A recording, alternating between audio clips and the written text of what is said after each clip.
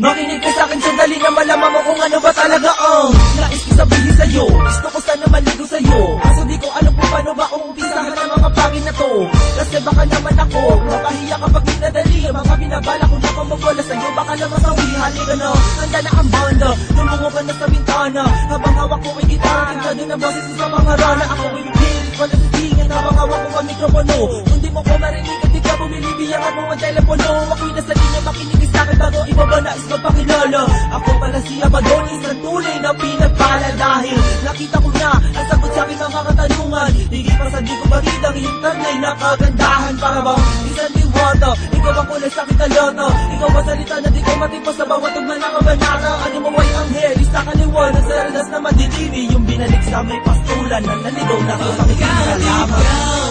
Walang iba ang siyang nagbibigay sa akin ng sigahan. At kahit na alam ko na pagkalangit, di ko maisip kung sa paanong paraan malalapitan ng mapadama ang pagmamahal kong ito.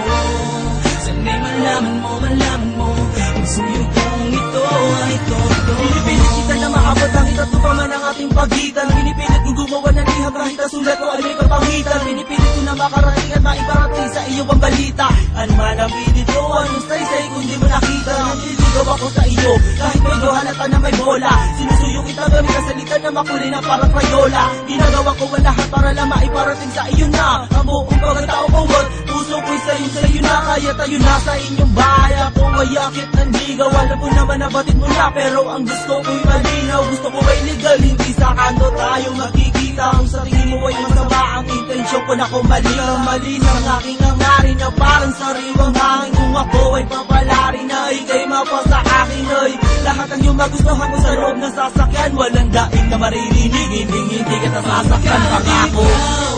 Walang iba ang siyang nagbibigay sa akin ng sigahan. At kahit na alam ko na pagkalangit, di ko maisip kung sa paanong paraan malalapitan ng mapadama ang pagmamahal kong ito.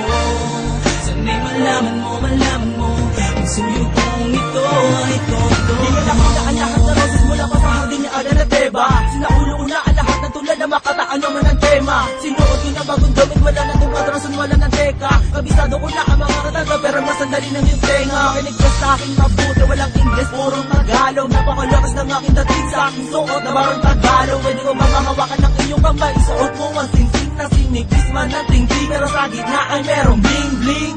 Alay ko sa'yo, bilang tanda ng aking pag-ibig. Kahit alam ko na kalangis di hahalo sa tubig. Ano pa man ang sitwasyon, meron pa rin akong paliwanag. Ang pagtingin ko para sa'yo, parang araw na di matinag. Paalam na di nakita ka ulit pa sa harap ng iyong tindahan. Di nakita ka kausapin pag tayo'y nasa tambayan. Di nakita ulit tatanawin, di na makita kasintahan. Gusto ko kasalagad, kita na lang tayo sa simbahan. Ikaw, walang iba ang siyang nagbibigay sa akin ng sigahan.